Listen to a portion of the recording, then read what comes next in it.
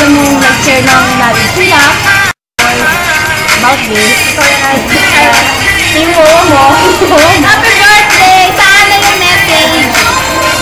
Mahaba-haba ni Kasa dito.